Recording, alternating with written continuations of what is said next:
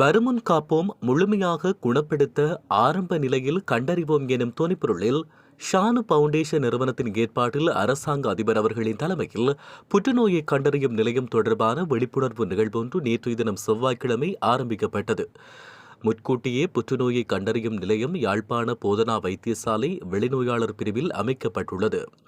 உலகளாவிய ரீதியிலும் சரி, இலங்கையிலும் சரி, இறப்புகளுக்கான காரணமாக இரண்டாவதாக இடம் வகிக்கும் நோயாக புற்றுநோய் காணப்படுகின்றது.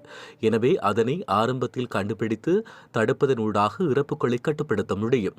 குறித்த நிலையமானது புற்றுநோய் அறிகுறி எதுவும் ஏற்பட முன்னர் ஒரு சாதாரண நோயாளிக்கு, ஒரு சாதாரண மனிதருக்கு புற்றுநோய் ஏற்படுவதற்கான வாய்ப்பு இருக்கிறதா, எதிர்காலத்தில் புற்றுநோய் ஏற்படக்கூடிய வாய்ப்பு எதுவும் உள்ளதா என்பதை பற்றி கண்டறிவதற்கான அல்லது அவ்வாறான நோயாளிகளுக்கு இதுவரைக்கும் ஏதாவது புற்றுநோய் ஏற்பட்டுள்ளதா என்பதை கண்டறிய பரிசோதனைகளை மேற்கொள்வதற்கான ஒரு நிலையமாகும்.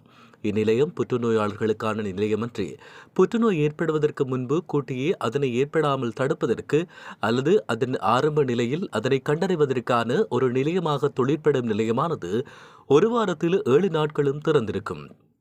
காலை 8 மணி முதல் மாலை 5 மணி வரை யாழ் போதனா வைத்தியசாலையின் வெளிநோயாளர் பிரிவில் இயங்கும் பொதுமக்கள் தங்களுடைய புற்றுநோய் சம்பந்தமான சந்தேகங்களை குறித்த சிகிச்சை நிலையத்திற்கு சென்று அறிந்து கொள்ளலாம்.